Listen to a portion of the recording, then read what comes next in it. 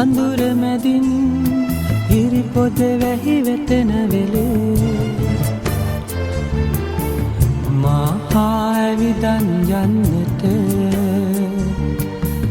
ඔබ සිටියානම්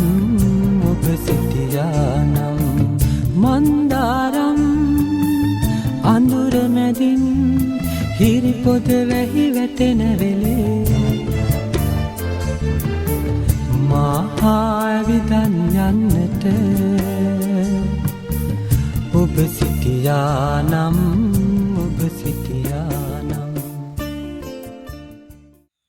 இதெல்லாம் என்னென்னு தெரியுதா? ஃபுல்லாகவே வந்து ரம்புட்டான் கை கட்டின தூரத்தில் இருக்குது. இது ஃபுல்லாக ரம்புட்டான்.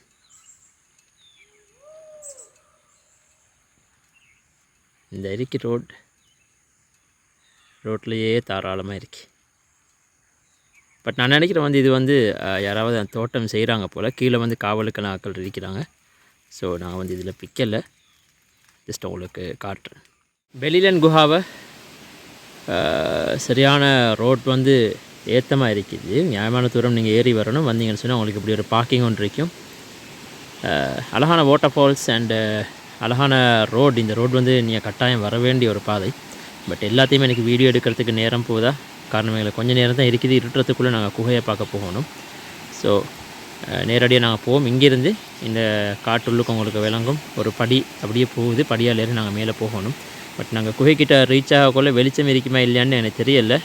மேக்ஸிமம் நான் ட்ரை பண்ணுறேன் உங்களுக்கு இதை காட்டுறதுக்கு.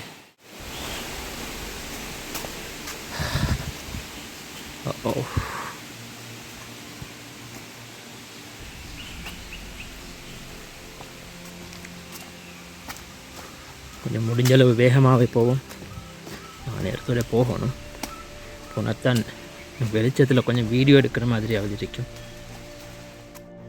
இந்த காட்டுக்குள்ளே வந்து நாங்கள் கொஞ்சம் தூரம் படியேறி போகணும். எல்லாமே சின்ன சின்ன படி, கல்லில் ஏறி போகணும். ஸோ கொஞ்சம் அவசரமாக போகிறதால நான் உங்களுக்கு மேலே போய்த்து மிகுதியை பார்ப்போம்.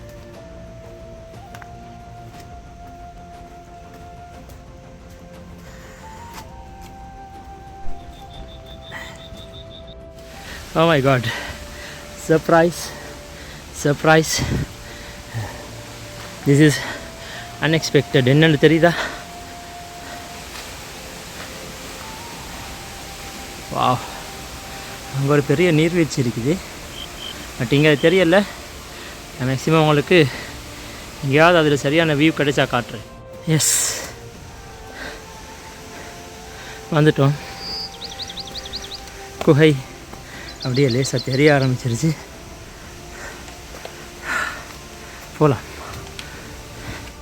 இப்படி ஒரு இடத்துல ஆதி மனிதன் வாழ்ந்திருக்கிறான்னு சொன்னால் அவனுடைய ரசனை என்னங்கிறத சொல்கிறது.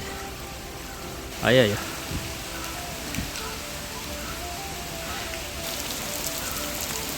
இந்த பக்கம் மிகப்பெரிய ஒரு வாட்டர் ஃபால், ஒரு நீர்வீழ்ச்சி இருக்குது. அதோடு சேர்ந்த மாதிரி இந்த குகை அமைந்திருக்குது. எங்களோட ஒரு கெட்ட நேரம் இங்கே யாருமே இல்லை இது பற்றிய தகவல்களை கேட்டுக்கொள்கிறதுக்கு. பட் நோ ப்ராப்ளம், உள்ளே போய் பார்க்கலாம். உள்ளே வந்து சரியான இருட்டாகிக்குது. இதெல்லாம் வந்து ஆர்கியாலஜி ரிசர்ச்சுக்காக வேண்டி பள்ளங்கள் தோண்டப்பட்டு அங்கிருந்து பொருட்கள் எல்லாமே எடுக்கப்பட்டிருக்குது. அண்டு இது வந்து நமக்கு தெரியும், தாஜ்மஹால் இருக்கக்கூடிய ஷாஜஹான் மும்தாஜினுடைய கல்லறைகள், அதுபோன்ற வட இந்திய முகல் ஆர்கிடெக்சர் வந்து இதில் நமக்கு அது தெரியுது. பட் இது வந்து எதை பிற்பலமாக கொண்டு அமைக்கப்பட்டிருக்க, இதுக்கு வந்து கல்லறை இல்லை, இங்கே வந்து தியானம் செய்வதற்கு அமர்ந்த ஒரு இடம் மாதிரி தெரியுது. அல்லது என்னென்னு தெரியல. உண்மையிலே இது உங்களுக்கு தெரியுதான்னு தெரியல. மேலே வந்து குகையினுடைய மேல்பரப்பு கொஞ்சம் இங்கே நிற்கவும் பயமாக இருக்க. காரணம், இந்த நடுக்காட்டில் இவ்வளோ பெரிய பிரம்மாண்டமான ஒரு குகை உங்களுக்கு பார்த்தா தெரியும். இதில் வந்து இங்கே மேலே வரையப்பட்டிருக்கக்கூடிய அந்த ஓவியங்கள் அப்படியே வந்து பாம்பு, இந்த டிராகன்ஸ் அப்படின்னு சொல்லுவாங்க, அதனுடைய அமைப்பில் இருக்குது.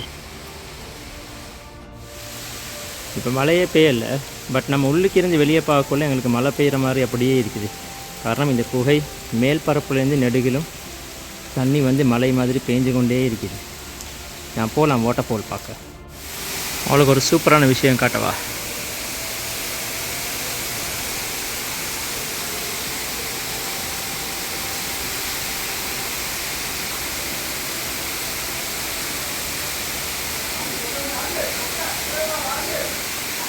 எஸ், நாங்கள் இப்போ வாட்டர் ஃபாலுக்கு உள்ளுக்கு இருக்கிறோம். வாட்டர் ஃபால் வந்து எங்களுக்கு வெளியால் விழுது, நாங்கள் வாட்டர் ஃபாலுக்கு உள்ளுக்கு இருக்கிறோம். அதை விட ஆச்சரியமான இன்னொரு விஷயம்னு சொன்னால், நம்மளாம் செயற்கையாக ரிசோர்ட் அமைச்சு வாட்டர் ஃபாலை தேடி அதுக்கு பக்கத்தில் காணி வாங்கி ஹோட்டலெல்லாம் கட்டுறோம். பட் ஆதி மனிதன் வாழ்ந்த ரிசோர்ட் எப்படி இருக்குன்னு பாருங்கள். ரிசோர்ட்டுண்டா ரூம்ஸ் எல்லாம் இருக்கு, டபுள் ரூமா ட்ரிபிள் ரூமா எல்லாமே இங்கே இருக்குது.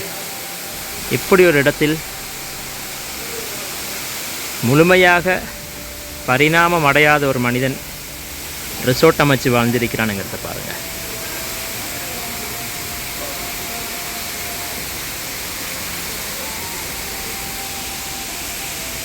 இப்போது ஆதி மனிதனுடைய ரிசோர்ட் உள்ளே போய் பார்க்கலாமா?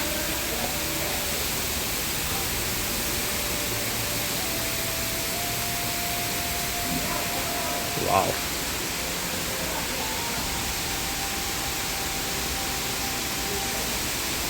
என்னம்மா வாழ்ந்திருக்கிறான் மனுஷன் அப்படிங்கிற மாதிரி இப்படி ஒரு இடத்தை செலக்ட் பண்ணி இங்கே வந்து அவர்கள் இவ்வளோ உல்லாசமாக அந்த காலத்தில் அவங்க வாழ்ந்திருப்பாங்க அப்படிங்கிறத பாருங்கள். இங்கே வந்து அவருடைய மனைவி, குழந்தை, பிள்ளைகள், குடும்பங்கள் அப்பப்போ வேட்டையாடி இந்த இடத்துல சுட்டு சமைச்சு திண்டு. பட் உண்மையிலேயே இதில் வந்து அவன் மாடி வீடு கட்டிட்டான், நம்ம மாடி வீடு கட்டணும். அவன் கார் வாங்கிட்டான், நம்ம கார் வாங்கணும். அவன் புள்ள அது படிக்குது, என் புள்ள இது படிக்கணும் அப்படிங்கிற ஒரு உணர்வே இல்லை. இங்கே நம்ம மட்டும்தான், கம்பேர் பண்ணுறதுக்கு இன்னொருத்தர் இல்லை அப்படிங்கிற மாதிரி ஒரு சூப்பரான பிளேஸ்.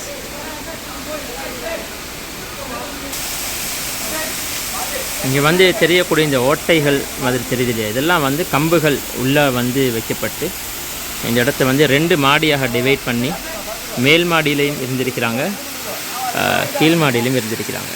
அப்போ மேல் மாடியில் இருக்கிறவங்களுக்கு வந்து அந்த வியூ எப்படி இருக்குன்றதை பாருங்கள்.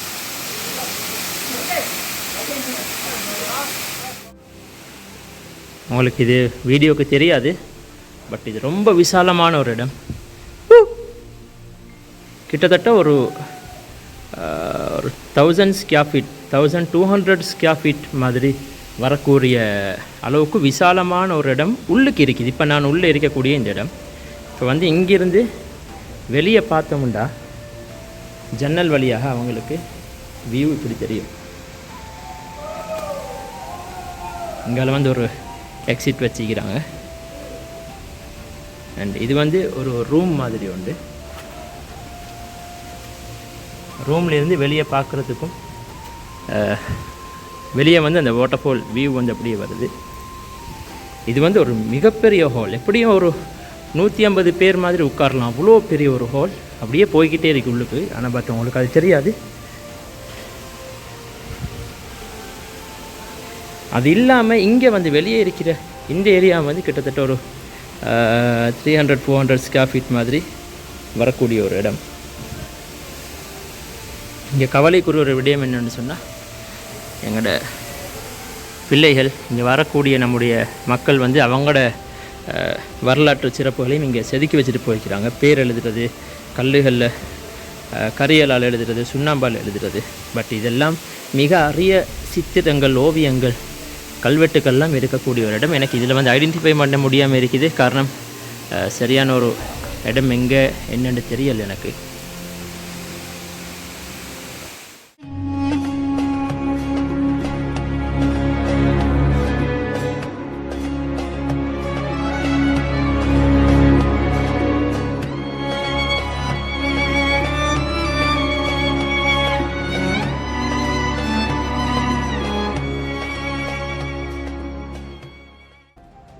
பெலிலேன் குஹாவை என்கின்ற பெயர் இந்த குகைக்கு வருவதற்கு காரணம், அந்த காலத்தில் வாழ்ந்த மக்கள் கொலுபெல்லா என்று அழைக்கப்படக்கூடிய நத்தைகளை விரும்பி உண்றதாக இன்றைக்கும் அங்கு காணப்படுகின்ற நத்தை ஓடுகள் சான்று பகர்கின்றன. அதனால தான் இந்த குகைக்கு பெலிலேன் குஹாவை என்கின்ற பெயர் வந்திருக்கின்றது. அது மாத்திரமன்றி இந்த இடத்திலே மேற்கொள்ளப்பட்ட அகழ்வாராய்ச்சியின்படி கிட்டத்தட்ட 30க்கும் மேற்பட்ட இறந்த மனிதர்களுடைய உடல் கூறுகள் கண்டுபிடிக்கப்பட்டுள்ளன. இவை உண்மையிலேயே இறந்தவர்கள் புதைக்கப்பட்ட இடமா அல்லது கொலை செய்யப்பட்டு புதைக்கப்பட்டார்களா என்பது ஒரு மர்மமாக இருந்து கொண்டிருக்கின்றது. 1983ஆம் ஆண்டு அகழ்வாராய்ச்சிக்கு பிறகு இந்த இடம் தொல்பொருள் திணைக்களத்துக்கு சொந்தமான ஒரு அகழ்வாராய்ச்சி நிலமாக அறிமுகப்படுத்தப்பட்டது. பிற்பட்ட பலாங்குடை காலத்தில் இது ஒரு பௌத்த மதஸ்தலமாக ஆக்கப்பட்டு கிரிலன் விஹார என்கின்ற பெயர் கொண்டு அழைக்கப்பட்டது என்பதும் குறிப்பிடத்தக்கதாகும். கிட்டத்தட்ட கடல் மட்டத்திலிருந்து 2000 அடி உயரத்தில் இருக்கக்கூடிய இந்த ஆதிவாசிகளுடைய இந்த வாழ்விடம் இன்றைக்கு 32,000 வருடங்களுக்கு முன்னால் இங்கே வந்து மக்கள் வாழ்ந்தார்கள் அப்படிங்கிறது தான் இதனுடைய வரலாற்று தகவல். பைனாவின் வெண்மணியில் கல்லாரின் மனவோலும் கடவில் காணாமவளே கேட்காமவளே கனக பூங்குழுந்தொத்த பெண்ணு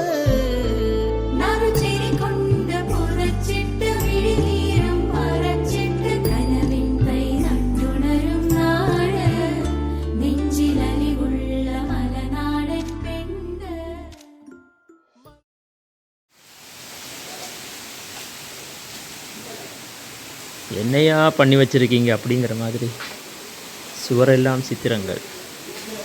பட் இது என்ன பில்டிங்? இது வந்து அவனோட என்ன சொல்கிற சேனாசனையா அப்படின்னு சொல்லுவாங்க. அவள்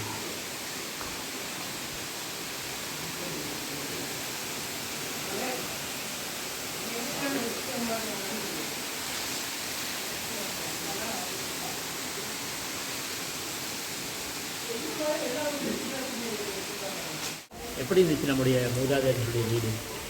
நீண்ட நாட்களாக ரொம்ப குழப்பத்தில் இருக்கிற ஒரு கேள்வி தான். இதுக்கு பதில் தெரிஞ்சவங்க கமெண்ட்டில் சொல்லுங்கள். மனிதன் படைக்கப்பட்டு உலகத்துக்கு அனுப்பப்பட்டதாக நிறைய மத தகவல்கள் சொல்லுது. அந்த அடிப்படையில் பார்த்தா கிட்டத்தட்ட 5600 வருடங்கள் சம்திங் இந்த அளவில் தான் முதலாவது மனிதன் பூமிக்கு இறங்கியதாக சொல்லப்படுது. ஆனால் இப்போ நம்ம இங்கே வாழக்கூடிய இங்கே பார்க்கக்கூடிய இந்த இடம் வந்து கிட்டத்தட்ட 32,000 வருடங்கள் பழமை வாய்ந்தது அப்படின்னு சொல்லப்படுது. ஆய்வு தெரிவிக்குது. அது வந்து தவறாகிறதுக்கு வாய்ப்பு இல்லை. அப்படி இருக்கும் பொழுது மனிதன் இறக்கப்பட்டான் அப்படின்னு சொல்கிறது இதுக்கும் மத்தியில் என்ன சம்பந்தம் இருக்குது அப்படிங்கிறத பார்க்கணும். மனிதன் என்று சொன்னால் அது வந்து குரங்கிலிருந்து பரிணாமம் அடைந்ததுனால அது வந்து மிருகமாக நம்ம கணிக்க முடியாது. காரணம், அவர்கள் வரைந்து வைத்த ஓவியங்களும் வீடுகள் கட்டி அமைப்பு வந்து நம்ம பார்க்கணும். இது வந்து ஒரு மிருகத்தால் செய்ய முடியாது. ஸோ இது வந்து என்ன அப்படிங்கிறத வந்து தெரிஞ்சவங்க நிச்சயமாக வந்து கீழே கமெண்ட்டில் சொல்லுங்கள். இப்போ நமக்கு வந்து இந்த இடத்தினுடைய முழுமையான தோற்றம் பார்க்கலாம். அங்கே தெரிகிறது வந்து அந்த நீர்வீழ்ச்சி. அதுக்கு பின்னால் வந்து அதாவது இங்கே வந்து அவங்களுடைய ஒரு வீடு இருக்குது. அது ஒரு வீடா இல்லை ஒரு குடும்பம் வாழ்ந்ததா ஒரு கோத்திரம் வாழ்ந்ததா அப்படின்னு தெரியாது. காரணம், அவ்வளோ பிரம்மாண்டமான ஒரு இடம். அதே போல் வந்து இங்கேயும் பார்த்தீங்கன்னு சொன்னால் இரண்டாவது இதுவும் வந்து ரொம்ப பிரம்மாண்டமான ஒரு இடம். இது கட்டிடங்கள் எல்லாம் பின்னால் கட்டப்பட்டிருக்குது. ஆனால் ரொம்ப பிரம்மாண்டமான ஒரு இடம். நிலத்தடி ஆய்வுகளில் கூட வந்து கீழுக்கும் வீடுகள் இருப்பதாக ஆய்வு செய்யப்பட்டிருக்கின்றது. ஓகே, நம்ம இப்போ போகலாம். நமக்கான டைம் சரி. இந்த இடத்தை வச்சு பார்க்கும் பொழுது நம்முடைய மூதாதையர்கள் பண்டைய மனிதர்கள் வந்து குகைகள்லையும் மலை உச்சிகள்லையும் காடுகளையும் ஏன் தேர்ந்தெடுத்திருக்கிறாங்க அப்படின்னு பார்க்கும்பொழுது முக்கியமாக தண்ணீர், உணவு, மற்றது வந்து பாதுகாப்பு. இவ்வளோ உயரமான இடத்துல வந்து எப்படியுமே மிருகங்களுடைய தாக்குதல்கள் பெரிய அளவில் வரத்துக்கு வாய்ப்பு இல்லை. சில மிருகங்கள் வரலாம். அதுக்குரிய முறைகள் எல்லாம் அவங்களுக்கு தெரியாமல் இல்லை. முதலாவது பாதுகாப்பு. அடுத்தது வந்து தண்ணீர்.